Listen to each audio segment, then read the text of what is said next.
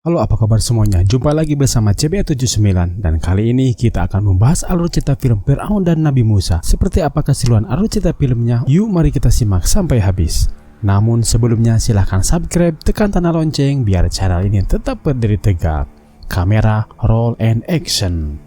Fir'aun mendapatkan kabar mengejutkan dari penasehat spiritualnya bahwa kejayaannya akan tenggelam oleh seorang bangsa Ibrani dan seseorang itu barulah lahir ke dunia ini. Maka Fir'aun menyatakan harus membunuh setiap bayi laki-laki kaum Ibrani yang baru lahir. Sabda Fir'aun tersebut tidaklah terbantahkan dan pengeksekusian dilakukan dengan segera.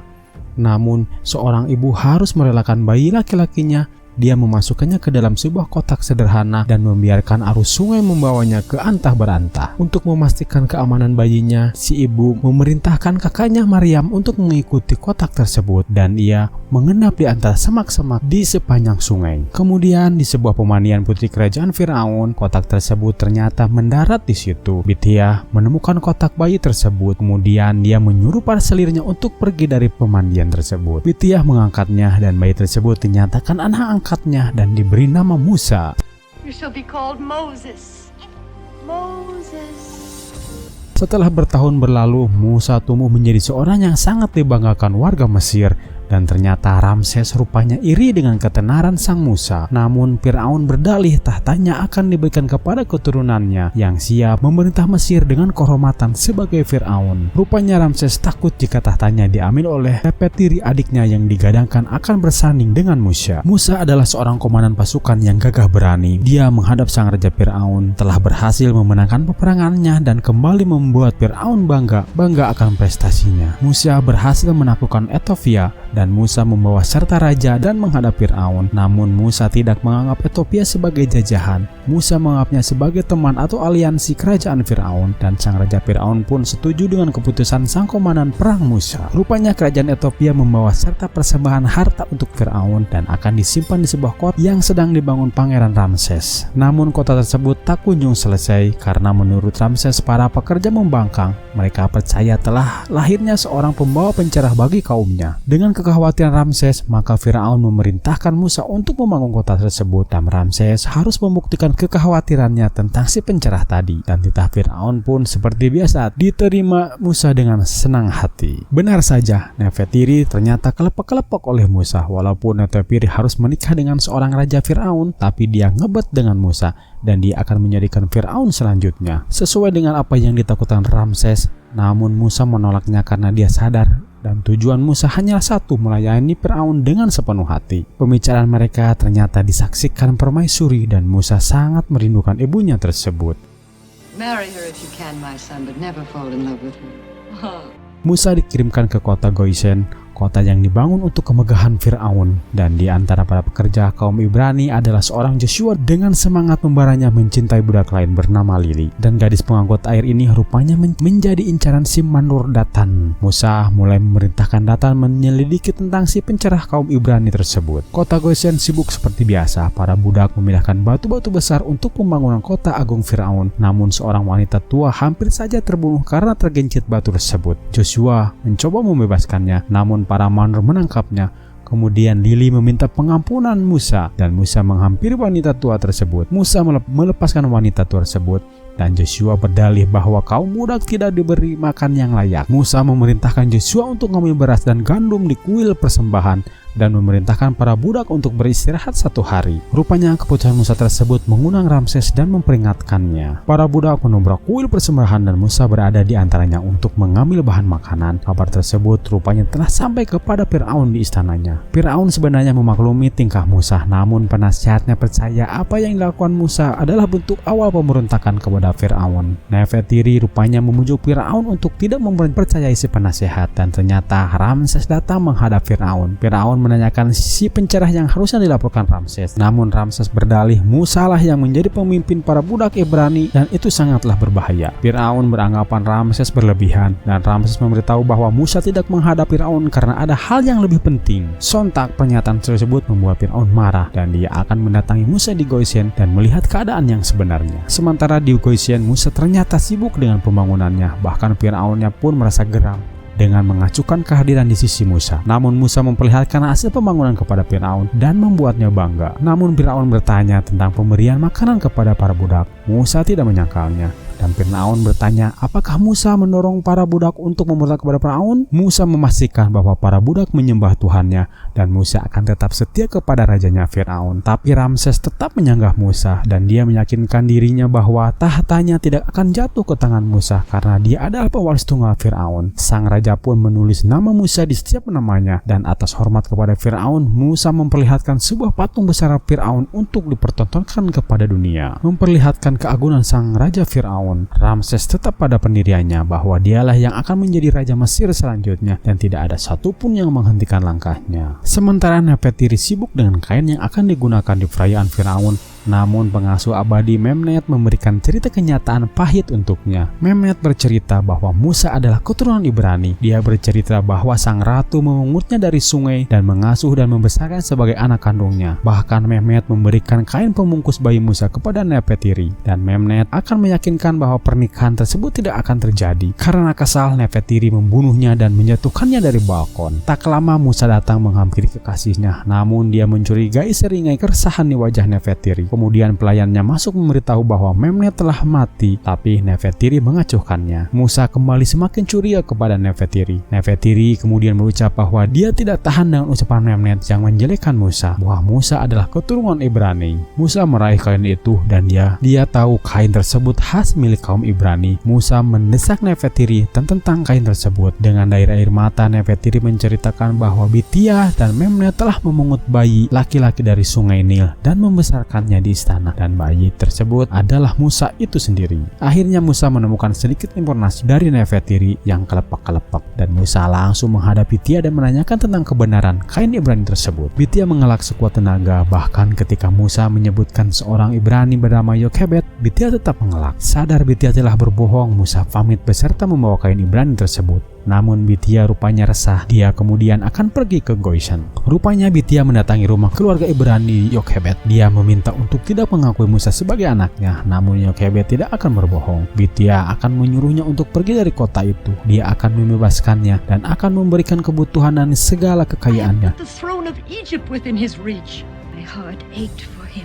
Namun Musa rupanya telah ada di balik pintu rumah tersebut. Bithiah mencegatnya, namun Musa bersikukuh mengham wanita tua tersebut. Rupanya wanita tersebut adalah seorang wanita yang diselamatkan dari gencatan batu di pembangunan kota waktu itu. Musa meyakinkan wanita tersebut untuk mengakuinya sebagai anaknya. Wanita tersebut tak mengakuinya, namun Harun mengakui sebagai saudaranya dan Maryam sebagai saudarinya. Mereka tahu kebenaran Musa sebagai kaum Ibrani. Bithiah tetap menyuruh Musa untuk pergi, namun Musa menolaknya. Bagi Musa, keturunan Mesir atau Ibrani, dia tetaplah Musa, walaupun tahta akan dilepaskannya dan dia akan berubah menjadi seorang budak. Kemudian Musa membandingkan kain bayi dengan selimut ibunya. Maka fakta kebenaran telah diungkapkan. Musa memutuskan akan tinggal di Goshen bersama keluarganya sebagai kaum Ibrani. Bithiah menyayangkannya, namun Musa akan tetap menghormati dia sebagai ibu yang telah mengurusnya sejak kecil. Hari berlalu, Musa rupanya telah menjadi budak Ibrani. Dia mulai merasakan penderitaan budak selama beratus tahun-tahun lamanya,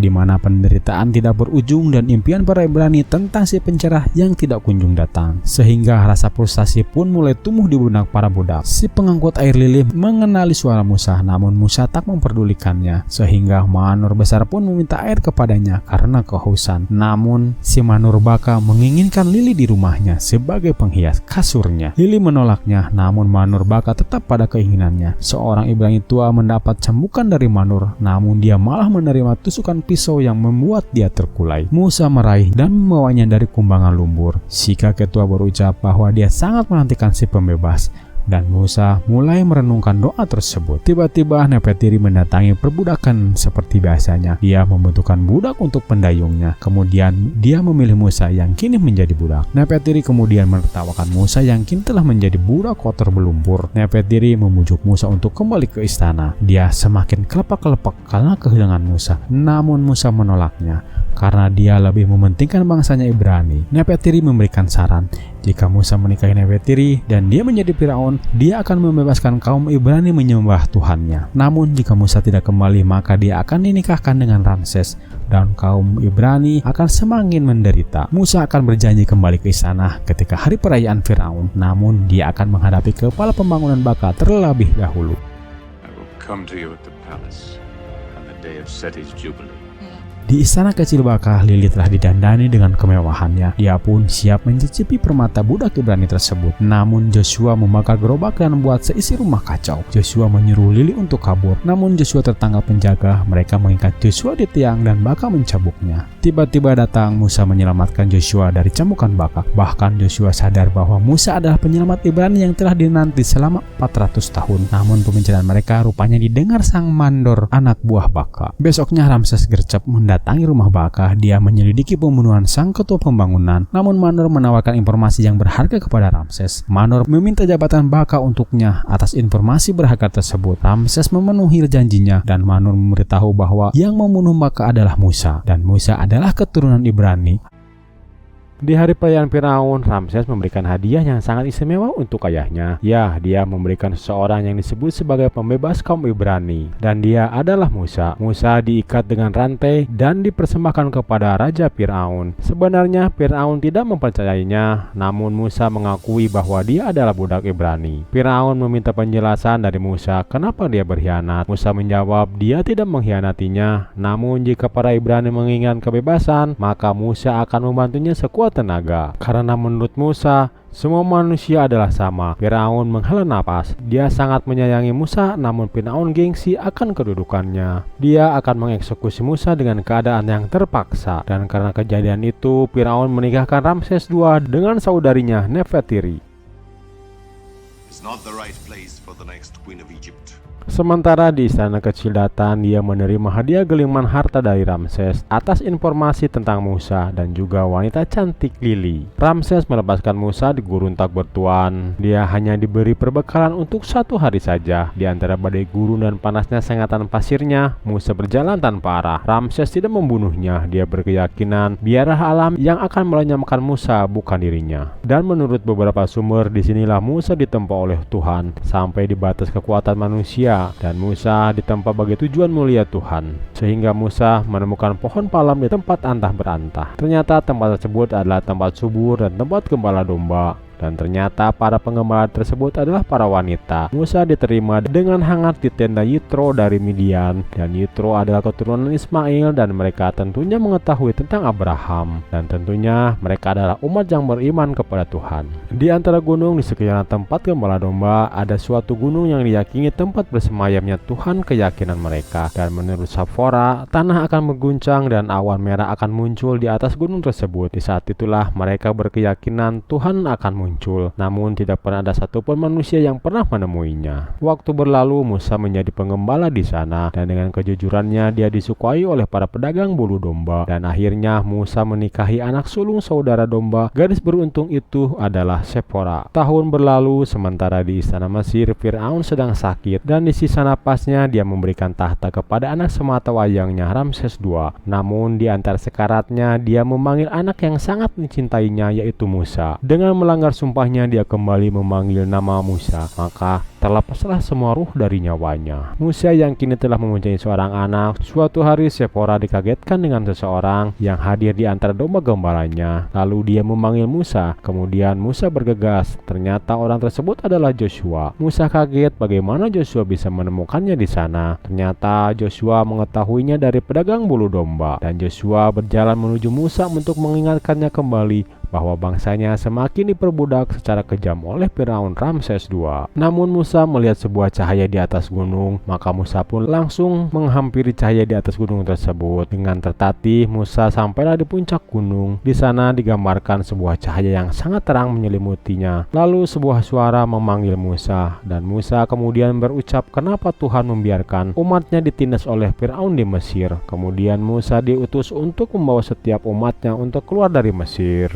Kemudian Musa turun ke tenda dan menghampiri istri dan Yosua. Mereka heran dengan wajah Musa yang telah berubah. Menurut Musa, Tuhan berbicara kepadanya dengan pikirannya, dan Musa ditugaskan untuk membebaskan umatnya, membawa semua umat Ibrani keluar dari Mesir. Sementara di Mesir, Firaun menerima para raja-raja di belahan bumi, dan Musa pun menghadap Firaun dengan sebuah peringatan. Dan Musa meminta Firaun untuk membebaskan kaum Ibrani supaya Musa bisa membawanya keluar dari Mesir. Namun Firaun menolak.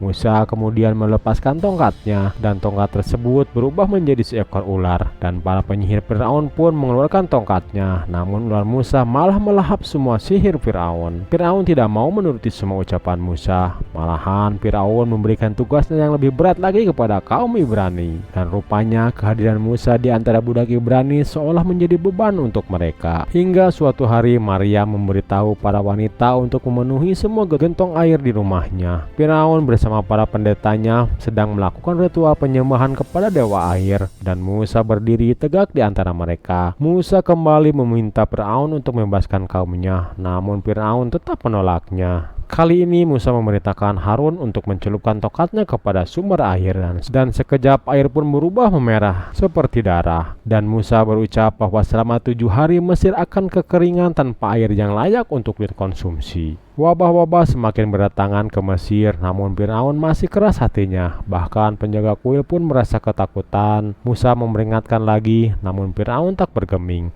Kali ini Musa mengangkat tongkatnya. Dia akan mendatangkan hujan es di tengah hari bolong. Namun Firaun merasa kaget. Beberapa hari ke depan, para petinggi Mesir meminta Firaun memenuhi keinginan Musa. Namun Firaun masih teguh dengan pendiriannya. Bahkan sang istri Netepiri pun mencoba membujuknya, namun sama saja tak mempan. Musa kembali menghadap Firaun, dan di hadapan para petingginya, Firaun menegaskan bahwa dia tidak akan melepaskan para budak Ibrani. Maka Musa pun memberitahu bahwa ajab selanjutnya akan sangat memilukan. Akan ada tangisan keras dari para orang Mesir. Namun Firaun memerintahkan jenderalnya untuk membunuh setiap anak sulung bangsa Ibrani. Titah Firaun tersebut ternyata didengar oleh Nefertiri, dan dia kemudian bergegas menuju pemukiman Ibrani dan menemui keluarga Musa. Dia memberitahu istri Musa untuk segera pergi dari Mesir, dan dengan rombongan kaum Libya dia pun segera pergi. Dan ketika Musa memasuki rumahnya, rupanya Nefertiri menunggunya dan memberitahukan. Namun ternyata Nefertiri salah. Rupanya yang akan celaka bukan anak sulung kaum Ibrani, tapi para anak sulung kaum Mesir. Nefertiri meminta pengampunan untuk anaknya, namun Musa tidak bisa mengabulkannya. Semua tergantung dari keputusan Firaun untuk melepaskan para budak Ibrani. Setiap pintu Ibrani dipolosoi oleh darah domba sebagai pertanda keselamatan, dan malam itu kengerian akan datang menuju kaum Mesir. Namun di rumah sederhana Musa, Bithia sang ratu Mesir masuk dan minta perlindungan kepada Musa. Sementara di luar, kabut kematian mulai merayap dan mendatangkan kengerian. Tangisan dan jeritan semakin mengiringi gelapnya malam. Bahkan putra Firaun pun mati malam itu. Tidak ada obatan tabib yang bisa mencegahnya. Firaun kembali memanggil Musa. Firaun membebaskan kaum Ibrani, dan Musa akan membawa semua umat-umatnya kaum Ibrani keluar dari Mesir. Firaun meletakkan putranya di hadapan patung Sokar. Dia meminta dewa bawah tanah untuk mengembalikan nyawa anaknya. Namun bahkan setelah beberapa hari pun anak Firaun tak kunjung hidup kembali. Besoknya jutaan kaum Ibrani bersiap meninggalkan Mesir. Mereka mengemas setiap miliknya, dari mulai hewan ternak, unggas, bahkan barang-barang rumah tangganya yang mereka bawa menuju tanah baru, tanah pengharapan. Dan di antara jutaan Ibrani, rupanya Dathan sang mandor ada di antara mereka. Bahkan Dathan akan mengikuti setiap langkah Musa kemanapun dia pergi, dan dia berjanji dia akan membawa para budak Ibrani kembali ke tangan Firaun. Walaupun Musa merasa kebingungan dengan langkahnya, bagaimana dia bisa memberikan kebutuhan kaum Ibrani selama perjalanan, namun Musa percaya akan mukjizatnya. Dia bersama ribuan kaum Ibrani pun meninggalkan Mesir. Sementara Firaun masih menatapi kematian putranya, dan dewa yang dia sembah tidak bisa mengembalikan kehidupan putranya. Dan Nefertiri memberitahu Firaun bahwa para budak sedang tertawa menikmati kebebasan, sementara Firaun yang selama ini mereka takutkan malah tak berdaya. Semua ucapan Nefertiri membuat Firaun murka. Dia mempersiapkan peralatan perangnya, dan para prajurit tercepat disiapkan untuk mengejar para kaum Ibrani. Firaun bersama pasukan kereta berkudanya bergegas mengejar Musa beserta kaum Ibrani. Dan Musa yang sedang beristirahat di pinggir pantai pun kaget dengan gemuruh kedatangan pasukan Firaun. Mereka memerintahkan menghalangi jalan pasukan Firaun dengan gerobak yang ada. Kaum Ibrani merasa kebingungan, namun Musa dengan mukjizatnya menghalang pasukan Firaun dengan api yang membara di celah menuju pantai. Dan Musa meminta mukjizat kepada Tuhan untuk membelah lautan, maka semua kaum Ibrani menyeberangi lautan tanpa terkecuali. Dan setelah api penghalang padam, maka semua pasukan Firaun mengejar kaum Ibrani ke dalam lautan yang terbelah. Namun rupanya lautan tadi kembali menyatu dengan cepatnya, sehingga para pasukan Firaun pun tenggelam bersama deru ombak lautan. Hanya Firaun yang selamat. Dia pun berjalan lemas ketika masuk ke istananya. Dengan nada yang muram, Firaun pun mengetahui Tuhan Musa adalah Tuhan yang sebenarnya. Sementara Musa dan kaumnya berkemah di bawah gunung suci. Namun karena Musa yang terlalu lama tidak turun gunung, rupanya kaum Ibrani mulai goyah imannya. Sementara Datan terus mencoba memprovokasi kaum Ibrani untuk tidak mempercayai Musa. Dia malah mengajak semua kaum Ibrani untuk membuat patung lembu emas sebagai pelambang kekuatan barunya. Mereka berhasil membuat patung lembu emas dan kemudian berpesta pora. Bahkan Datan memberikan persembahan kepada patung itu. Sementara Musa di atas bukit mendapatkan ajaran dari Tuhan dengan pahatan api di atas batu. Dan setelah selesai, Musa turun dari gunung dan membawa serta ajarannya. Sementara warga yang berpesta pora lupa akan tujuannya pergi dari Mesir. Musa menghampiri umatnya dan dia pun berkata, siapa yang akan beriman kepada Tuhan, maka mendekatlah padaku. Beberapa umatnya mendekat, sementara Datan terus menyangkal Musa. Dan akhirnya Musa menghancurkan patung lembu emasnya sehingga bumi terbelah dan hujan petir pun membakar mereka para pendosa. Sebagai pencucian dosa kaum Ibrani, mereka berkelana selama 40 tahun tak berhenti. Sehingga Musa naik ke gunung Neob dan ditunjukkanlah tanah kepadanya di balik sungai Yordan. Di atas bukit tersebut diceritakan Musa memberikan tongkat dan jubahnya kepada Yesua dan kitabnya dititipkan kepada saudaranya, dan kemudian dia menyuruhkan kebebasan dan perbudakan kepada semua umat manusia, dan Nabi Musa pun menghilang di atas bukit tersebut. Itu tadi cerita film Firaun dan Nabi Musa yang diadaptasi dari film Ten Commandments. Semoga Anda terhibur. Namun sebelumnya silakan subscribe dan tekan tanda loncengnya supaya Anda tidak ketinggalan cerita film lainnya. Terima kasih sudah menyimak. Sampai jumpa di cerita film lainnya. Terima kasih.